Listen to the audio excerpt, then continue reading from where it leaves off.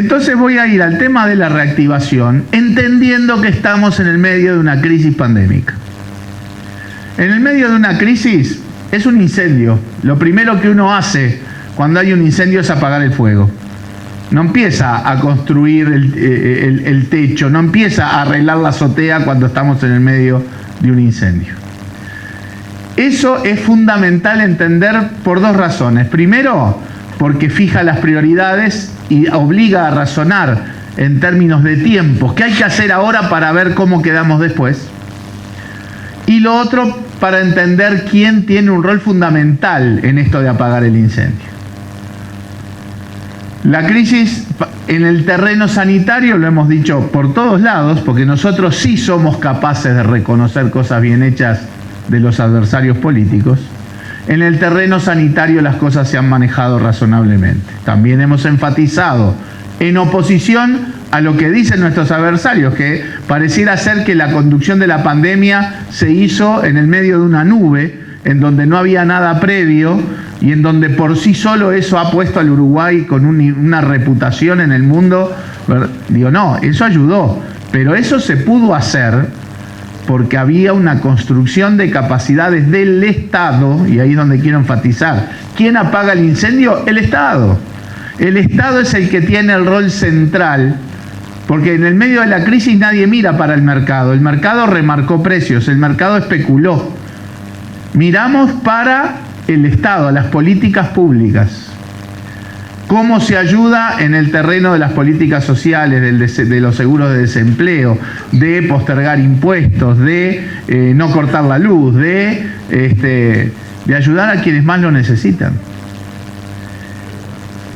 Y por lo tanto esto se pudo hacer razonablemente porque había un Estado con capacidades, un Estado que se había fortalecido en los gobiernos anteriores, porque un Estado no se crea en el momento en que se necesita de un minuto para el otro.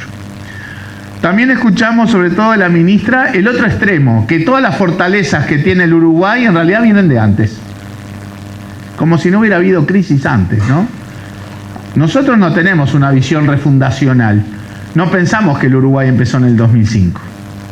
Nosotros recogemos un montón de fortalezas que tenía el Uruguay en muchos terrenos y las reivindicamos como propias como uruguayos.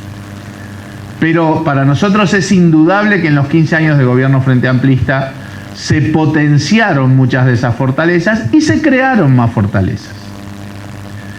Porque sí, claro, la normativa de seguro de desempleo es obviamente de mucho antes de los gobiernos del Frente Amplio, pero hubo una reformulación de esas políticas. Y al final hubo una flexibilización en el marco de la pandemia. Por ejemplo, pongo ese ejemplo para mostrar que había fortalezas de largo plazo que se fortalecieron en los gobiernos del Frente Amplio y que fueron bien aprovechadas en el actual gobierno en el marco de la pandemia. Yo siempre pongo el ejemplo de que un acierto del gobierno fue convocar a los científicos para que ayudaran en la pandemia. Y también digo un poco en broma que los científicos no los trae la cigüeña que viene de París. Los científicos se conforman y se consolidan en masas críticas, en comunidades científicas. Por supuesto que la universidad se creó allá lejos, ¿no? Hoy, en un debate con Penades el otro día me recordaba que había cosas, claro, creadas desde 1830. Por supuesto, me tiró el bochín allá al siglo XIX. Está muy bien. Pero bueno, hablando en serio. Está claro que en los 15 años de gobierno del Frente Amplio, la universidad se desplegó en todo el territorio como nunca antes lo había hecho, ha tenido el presupuesto más alto de su historia, que ahora va a bajar, y además de eso, se creó la Agencia Nacional de Innovación, se creó la Universidad Tecnológica, se terminó de implementar algo que venía del gobierno de Valle, que era el Instituto Pasteur. O sea, es indudable que la comunidad científica se fortaleció de manera sustancial durante los gobiernos del Frente Amplio. Y bien que este gobierno aprovecha eso, bienvenido, porque para eso está. Entonces, primer punto, y podemos seguir con ejemplos de políticas sociales, de que la escasa ayuda que ha hecho el gobierno de manera de ayuda directa a familias en estado de vulnerabilidad, que es de los montos más pequeños que tiene incluso lo que ha gastado el Estado uruguayo hasta ahora, se ha podido hacer de manera focalizada porque las políticas sociales que nosotros desplegamos permitieron identificar casi hogar por hogar un mapa de la pobreza y la situación social y de vulnerabilidad de las familias uruguayas. Yo siempre cuento, y algunos ya me lo habrán escuchado, que yo tengo un grupo de WhatsApp de compañeros míos de la universidad en Estados Unidos de la década del 90, latinos, que hicimos ese grupo de WhatsApp para hablar en ocasión de los mundiales de fútbol, ¿sí? Bueno, ahora se transformó en un grupo en donde hablamos sobre todo del tema de la pandemia. Y un amigo mexicano ahí decía, pero esto en México sería absolutamente imposible, porque no tenemos ni idea a quién tenemos que ayudar. No tenemos identificada cuáles son las familias que están en indigencia, en pobreza, en vulnerabilidad. Y no es que falten en México, ¿verdad? Podemos tener más ejemplos para reivindicar el hecho de que sí, muy bien, compartimos la estrategia en materia de las cuestiones sanitarias de la pandemia y los resultados son buenos, pero en buena medida se pudieron tomar todas estas medidas de teletrabajo, de teleeducación, de telemedicina, de todo un conjunto de decisiones de ayuda social, etcétera, porque había una construcción institucional de capacidades del Estado que fue el agente central para abordar la pandemia, la crisis. Es que la reactivación entonces va a tener un punto de partida, y ese punto de partida puede estar más arriba o más abajo, en función, sí, de estas circunstancias, y ahora agrego lo otro, y también en función de las medidas que se estén tomando o no se estén tomando. En materia económica y social, nosotros insistimos con la idea de que el Estado ha sido tacaño, el Estado uruguayo. No voy a entrar acá en la discusión de si la CEPAL midió 3 pesos más, 3 pesos menos. La cuestión es que uno ve la CEPAL, ve el BID, ve todos los informes internacionales, y Uruguay tiene una posición que nos entristece en cuanto al esfuerzo que han hecho los estados en todas partes del mundo para asistir a la gente más vulnerable y para combatir los efectos de la pandemia. No es cuestión de discutir si hay 3 pesos más o 3 pesos menos. Y acá es donde nosotros decimos no gastar hoy y va a implicar gastar más mañana. ¿Por qué? Porque no ayudar a que la gente se sostenga hoy va a hacer deteriorar más la situación. Y eso va a implicar que la recuperación del empleo sea menor, que más gente caiga en la informalidad, que más gente caiga en la pobreza. Y por lo tanto es aquel punto de partida para la reactivación va a estar más abajo. Y todo va a ser más caro, va a requerir más esfuerzo, incluso en el terreno fiscal, que se supone que es la razón por la cual no gastamos más hoy. La ministra ha dicho hay que poner, lo vuelve a decir ahora, la verdad es increíble, dice cosas que a mí a veces me digo, no puedo creer estar escuchando eso, que diga, acá hay que poner todo lo que hay que poner, pero no lo está haciendo.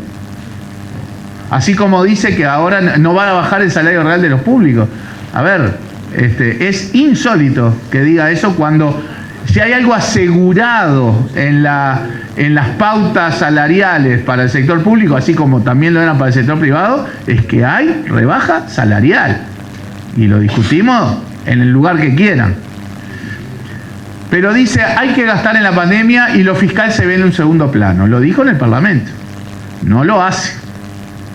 El director de OPP, que hoy mencionaba Lilian, también de manera transparente, cosa que yo le reivindico siempre, dijo, tendríamos que tomar más medidas, pero lo fiscal no lo permite. Son claramente dos posturas diferentes. El presidente avaló esta segunda, ¿verdad? Porque también es él el que dice, cuando me quería regalar un punto del PBI, que no se pueden tomar más medidas por la cuestión fiscal. Y no es así. Porque la fortaleza financiera del Estado permite tomar más medidas, que no es tirar manteca al techo, que no es derrochar, porque ayudar a la gente que más lo necesita no es derrochar, sino ayudar a sostener una situación para que no se deteriore más. Es hasta conveniente desde el punto de vista fiscal.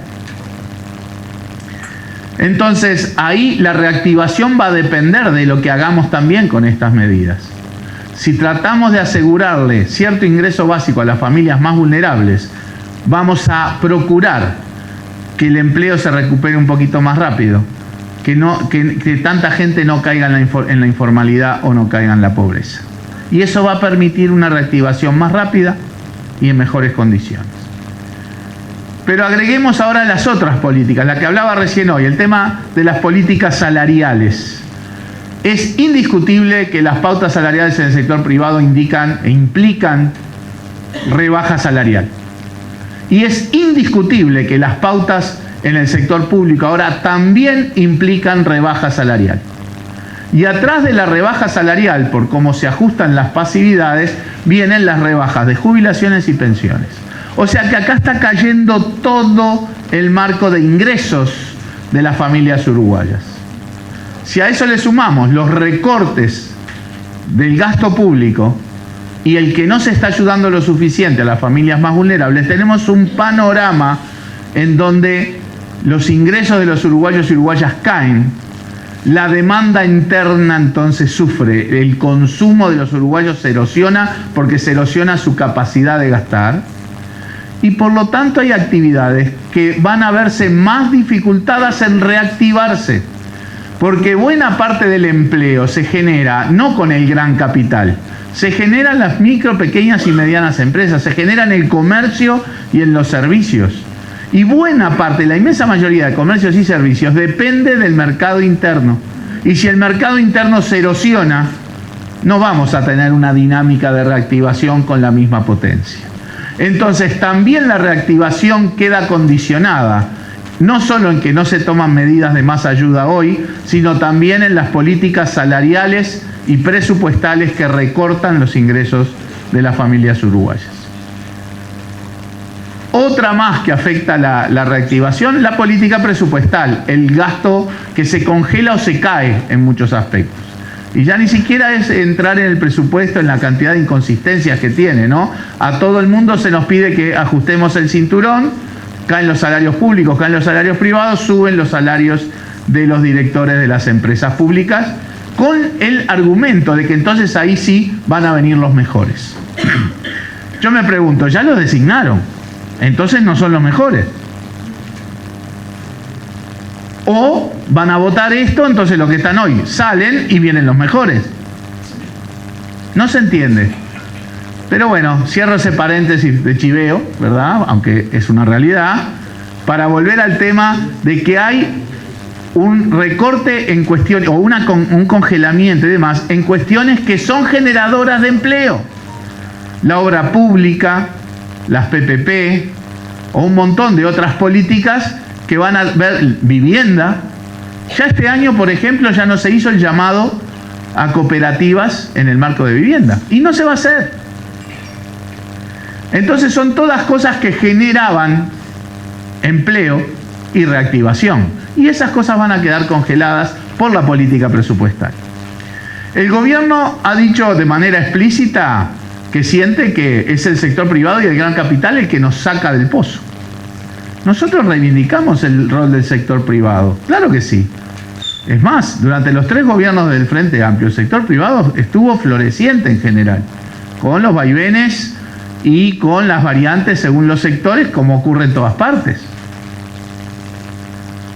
Pero de ahí a pensar que solo el sector privado opera en el arranque de la reactivación, es no ver la experiencia de todas las crisis que ha tenido el Uruguay, en donde el Estado nuevamente es el que tiene un rol fundamental para empujar la reactivación con la obra pública, con la vivienda y con un montón de políticas que son reactivadoras, que son generadoras de empleo, que son generadoras de ingresos, que ayudan a mover el mercado interno porque tienen un derrame sobre el comercio y los servicios que permiten reactivar la economía. Entonces la reactivación, no podemos hablar de una reactivación. Hay una reactivación que está condicionada en los tiempos y en las dificultades por las políticas que el gobierno está llevando adelante hoy. La de no ayudar lo suficiente a la gente que más necesita, la de recortar salarios y jubilaciones, la de recortar gasto público que tiene un impacto reactivador.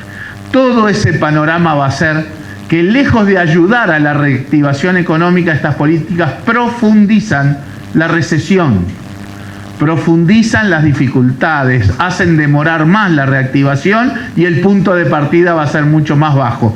todo nos va a terminar costando más, incluso en el terreno fiscal, porque vamos a tener que ayudar más gente en el terreno fiscal después, y porque, otra cosa, lo fiscal no es solo el gasto, también son los ingresos del Estado. Y si uno no reactiva la economía, los ingresos del Estado también sufren. Por lo tanto, son muchos los aspectos que dependen de las políticas del gobierno actual para ver en qué momento realmente hay una reactivación económica, desde qué punto de partida estamos y con qué celeridad y esfuerzo vamos a lograr recomponer una situación que es complicada, que es difícil, que es incierta por todo lo que decíamos hoy. Ahora, si a la incertidumbre y a la complejidad de la situación le agregamos políticas que no hacen más que agregar más problemas, la reactivación va a ser más difícil.